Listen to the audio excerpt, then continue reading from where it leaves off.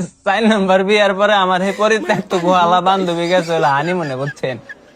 যা রে তো জামাই রে কইতাছে, কয় শোনা তুমি যাই করো একটু আস্তে ধীরে করো, আমি কিন্তু এখনো ভার্জিন।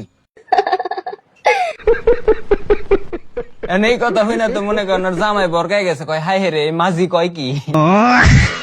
হ্যাঁ ওর সাইড ডে বিয়ে হয়েছে বলে এখনো ভার্জিন। কয় শোনা তুমি একটু খুইলা মুইলা কছে তুমি এখনো ভার্জিন আছো কেমনে। কয় আর কয়ও না, আমার প্রথম বিয়ে হয়েছিল এক মনোবিজ্ঞানী টাইপ আব্বা ঘরের হাতে, বুঝছাও। কয় হে হালা প্রতিদিন খাইয়া দেয় আই হ্যাঁ বিভিন্ন রকম কথা জিগাইতো আমারে, কয় এনে উঁচে কে অনেক নিচে কে অনেক গর্ত কে। হ্যাঁ এইসব প্রশ্নের উত্তর দিতে দিতে মনে করো সকালে যেত, হালায় আর কিছু করে নাই।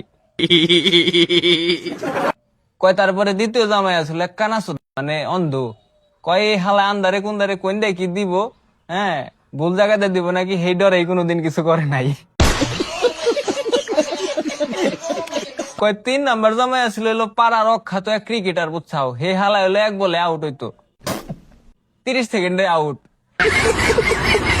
হ্যাঁ ও আউট হয়ে যায় বলতে, হ্যাঁ সেই ডরে কোনোদিন কিছু করে নাই, সেই জন্য আমি এখনো ভার্জিন আছি। এখন ভাই আপনার কোন বন্ধু এরকম অখ্যাত ক্রিকেটার তাড়াতাড়ি আউট হয়ে যায়, তারা মেনশনটা দিয়ে যায়েন, ভালো দেখে না।